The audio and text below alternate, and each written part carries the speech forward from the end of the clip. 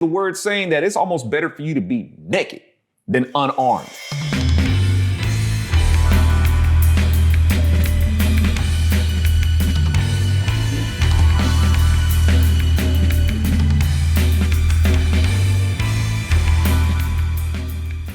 Howdy, folks. Welcome to the Virtue Signal. I'm Alfonso Rich with my buddy Bill Whittle. And as Bill says, you know the drill. We're here to declare what actual virtue is and what to base it on, and not have virtue be dictated to us by perverts or just anything else that, you know, it's like, well, what foundation are you guys basing this virtue? It doesn't matter who it is, you know, even if they're well-adjusted people. It's like, I still want to know, what are you basing this virtue on, right? Now, that brings me to, I've been seeing in light of the tragedies of school shootings, it seems that a response to that, and coming from conservatives, is that the teachers need to be armed. We need to arm the teachers. We want carrying teachers. We want the schools to have cameras and, armed security, armed teachers, cameras. The bell rings, you go from class to class. I don't know. School's starting to sound like prison. I don't know if students are being conditioned to be able to get out and contribute to society. It looks like students are being trained to go to jail. But I mean, if this is what this is leading towards, I hope folks can understand, because I know this may set out with some red flags. Interesting choice of words with some of our viewers who may think that I have reservations about gun ownership and application and the Second Amendment. It's like, no, I'm none of these things. I am definitely a proponent of our Second Amendment rights, your right to keep and bear arms and applying them. But this right here, is this a emotional response, or is a response out of It's one thing to have a righteous anger, but is this anger, is this fear, is this emotion, or is it being driven by, to have teachers, and I have more to say about this, but, you know, I just kind of wanted to set the stage for you, Bill, just, you know, to so folks can hear your thoughts on this. But this seems to be something that I've been hearing for a little while, and I'm hearing it more, is that the teachers need to be armed, and these measures that need to be taken in the schools to prevent shootings. Well, different occupations draw people with different aptitudes. The kind of person who wants to become an engineer is very different than the kind of person who wants to become a singer. Their personalities lead them towards occupations that feel comfortable for them. If you'd asked me if I thought we should arm pilots, I would say absolutely yes. If you asked me if we should arm teachers, I would say I don't think that's going to work, because of the different qualities that the people involved that are drawn to those two professions have. Pilots are extremely disciplined. They deal with risk management on a daily basis. Their situational awareness has to be high. They're making life and death decisions on a minute by minute basis. And arming pilots, I think, I can't off the top of my head think of a profession other than law enforcement, you know, that would handle being armed better than pilots. And I'm having a hard time thinking of one that would be worse than teachers. Actors would be worse, much worse. But generally speaking, I think it's unreasonable to expect the people who choose teaching as a profession, to expect those people to be the kind of people who are capable of defending themselves. It just doesn't seem like a good fit. I think the larger point here is this idea of arming teachers and armed security at schools, which I am in favor of, although we found out from Uvalde that the guy with the badge is not the question. The question is, you know, it's not a question of do you have a gun on campus, do you have any courage on campus? But I think the larger issue is all of these things are just Band-Aids. We're just treating a disease. We're treating the disease as if it's a chronic disease, like it's arthritis. And there's nothing we can do about it. We can give you this medication, or we can do this, or we can, you know, make things easier for you, but can't cure it, can't make it go away. And I think the problem with going down the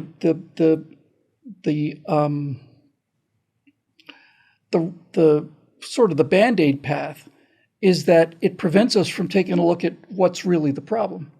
And if we were to stop thinking about what the best Band-Aids are to prevent this and start thinking about, well, what's causing this, we would get much closer to curing this social disease. And this social disease is brought about by a number of things, and we all know what they are. They're brought about by the destruction of the family. They're brought about by the absence of fathers in homes. Whether they're physically present or not, they're certainly not emotionally present. I remember when this whole thing started with Columbine, and one of the sets of the parents said, we had no idea what they were doing down in the basement. It tells me quite a bit about what kind of parents they've got. There's no, religion is not what it used to be. Church, spiritual support, just general wholesomeness and cleanliness, The idea in a healthy society that people would be proud of being Satanists is, it's just, every time I see it, I'm just waiting for the thunderbolt, I see these, I'm a Satanist, and Satan is this, Satan is that, and Satan's a swell guy. You're talking about the Prince of Lies. Are you, really? But my whole point is that all of this stuff has to do with the lack of fundamental virtue. The fibers in the tapestry are unraveling, and everybody knows it.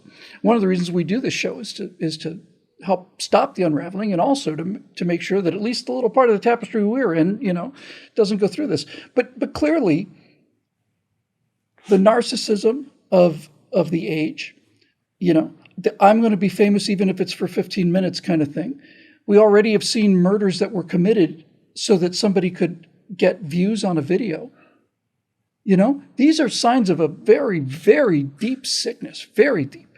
And when you look at most of these shooters, virtually all of them, in my experience, they have already lionized and deified previous shooters. They spend a lot of attention and detail on each one of these guys and trying to figure out what they did wrong so that they can get a higher score. And so we know how to solve this problem. At least we know how to solve it as a remedy, not as a cure. We know what medicine to use, and that is never show their face, never give a body count, never do all these things. All the things that the networks immediately go and do. If you're a suicidal kid, if you're a disturbed kid, you could kill yourself, or you could kill yourself and kill 60 people too, and then you're in the record books and everybody knows your name and your picture's on TV. You take that away, you take away a lot of motivation. Just to wrap this thought up about the shooters and stuff, though, the one thing that we can say with utter confidence, because there's no question about this, is that the society's familiarity with guns has become less and less and less common. In the 50s and 60s, every high school had a shooting team. Every kid that I know of, every boy got a BB gun when they were kids. Most of them went on to pellet guns or 22s. We all played cowboys and Indians with cap guns. Guns were our toys, and most of us had dads who told us the difference between a toy gun and a real gun, and made it crystal clear to me anyway what the consequences of fooling around with real guns was. And so when you hear the left constantly saying, we got to get rid of guns, we got to get rid of guns, got to get rid of guns. We have got rid of guns. You used to be able to walk into Sears and walk out of there with armfuls of rifles and as much ammunition as you could carry. No background checks, nothing. Guns were everywhere. Mass murders were nowhere. Now we have exactly the opposite dynamic going. So we know it's not that.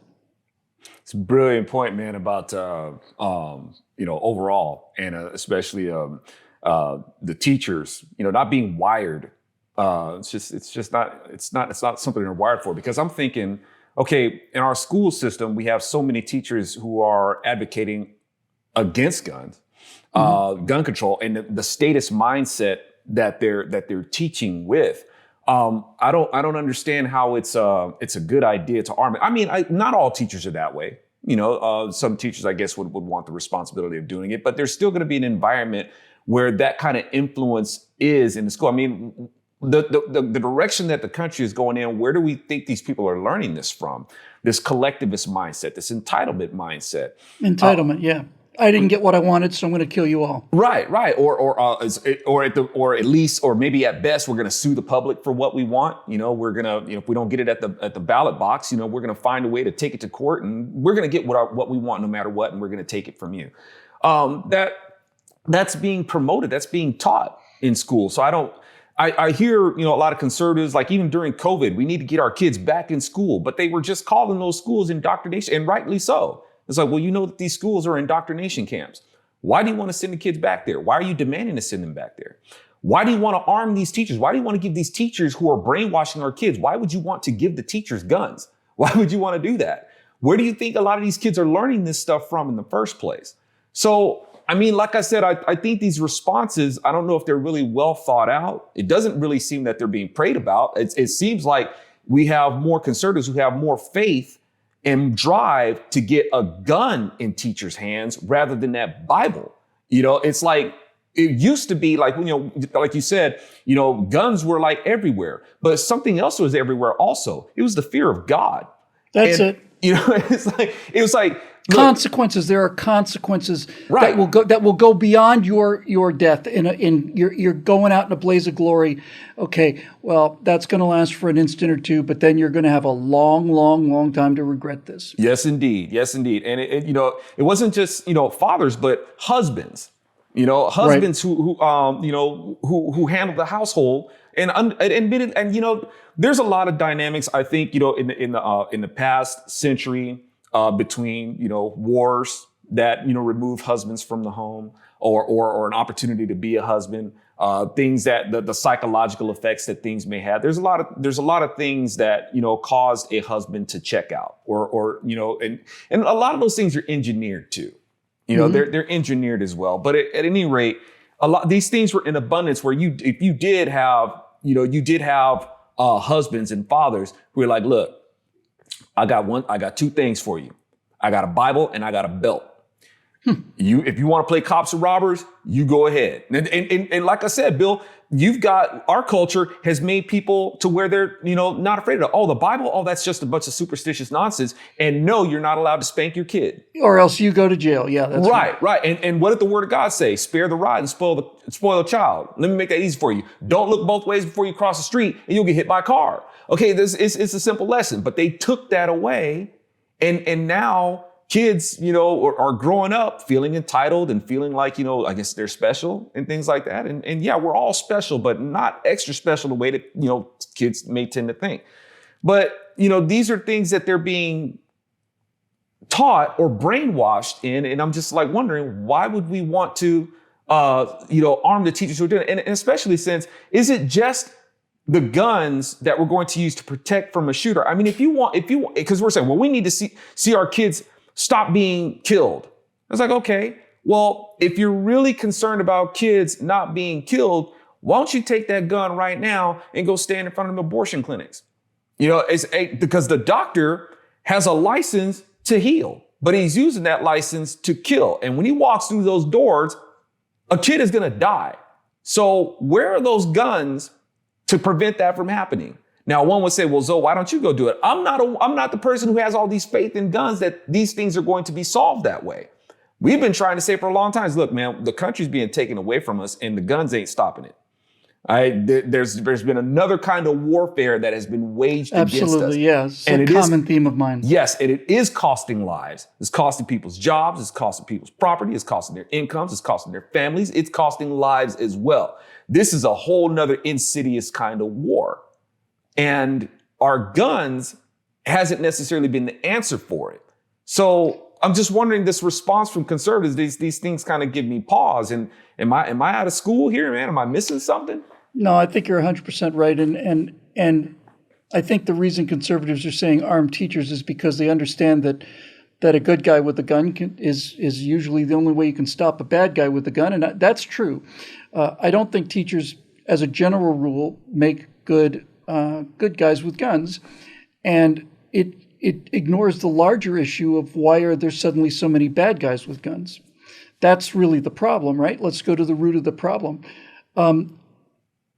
One of it is, this is the selfie generation, and I'm certainly, and my wife takes a fair amount of selfies, and she certainly went on vacation. To me, there's a big difference between taking a picture of two of you at the Grand Canyon versus constantly this. This is the generation's facial expression, and that's how it goes.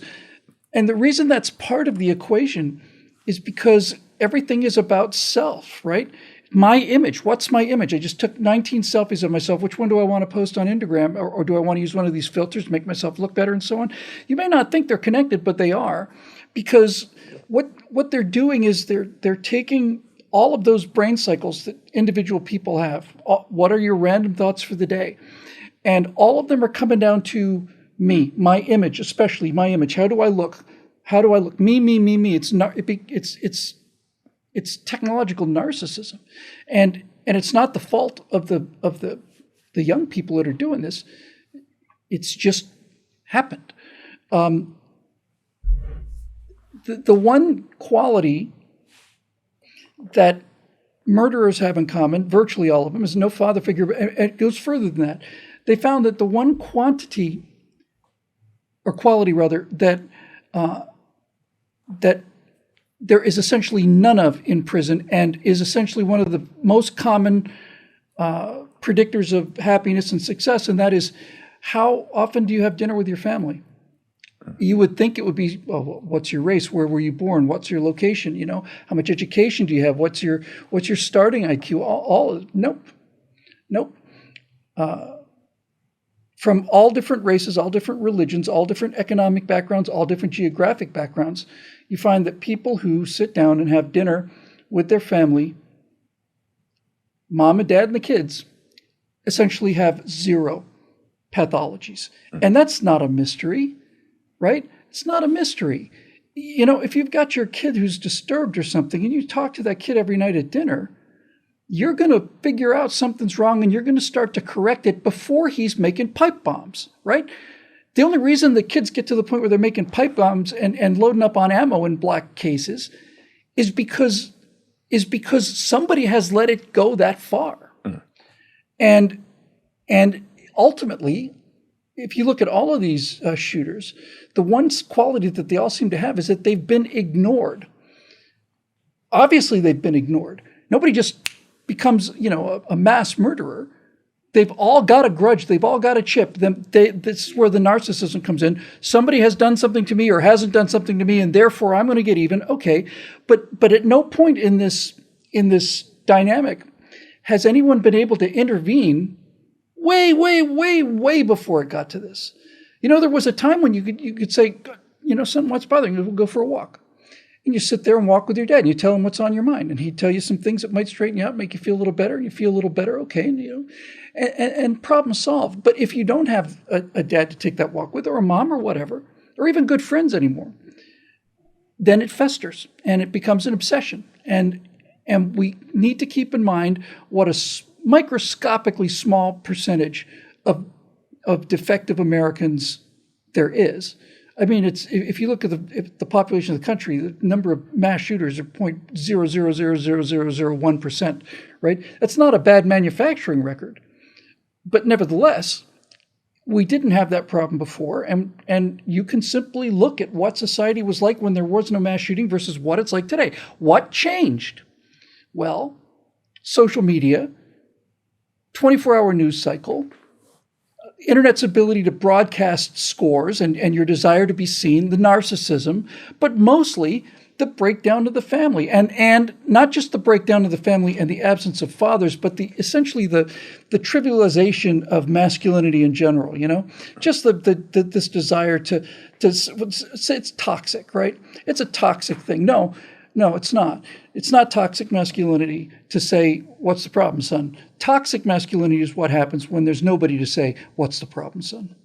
Indeed, man. And in this time that we're living in, we're seeing more of it. The word talks about how, there's going to be people who are just lovers of themselves. They'll be loveless towards others, going to be vain and all these things. Now, one could say that, well, that's always been. You've always had spoiled, rotten kids and, kids that feel like they could do whatever they want. They didn't murder people. That and nowadays, Bill, they're empowered to be that way. That's the difference. We've made it an institution now. It used to be something that was frowned upon, but now kids are made out to be an idol. They're idolized, and kids can be shaped into whichever. Oh, my kid was born a boy. Well, let's go ahead and take these puberty blockers, and I will change you into a girl, right? No, so you have this idolization of these parents with the kid, and these kids can get away with anything. And it definitely doesn't honor, the father and mother, because how can it? The father and mother, or even their lack thereof, didn't demonstrate honor to their kid in the first place. And now this kid is going to grow up to be an abomination, basically, something that nature did not intend. And doing that, how do you actually, what's going to happen is, folks like me and you, this is like, dude, the parents dropped the ball here, and they set their kid up to not bring honor to their family. That's what it really is, to honor your father and mother. Is to be the kind of person, even if they've never met your parents, they should see by your countenance, like, man, your parents you must have had some awesome parents.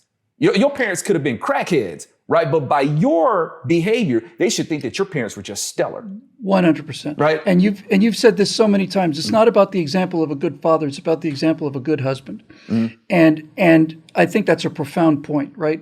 When you have a healthy home like that, that's not to say there's not arguments or yelling and screaming. I'm not an idiot, Sure. But when you have a healthy home and a father who respects the mother and vice versa, you have set up acceptable.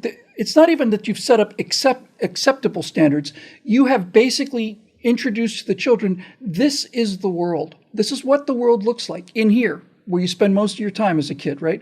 Our world is a world of respect and love and discipline when it's necessary, and never reveling in hurting people, and it's an honest world, and we keep our word here, and if we make a mistake, we try to make it better. We try to atone for it. This is the atmosphere that these kids used to grow up in, all of them, pretty much all of them.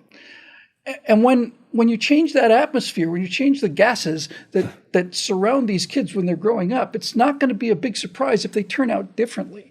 And they turn out worse. And there's no question about it.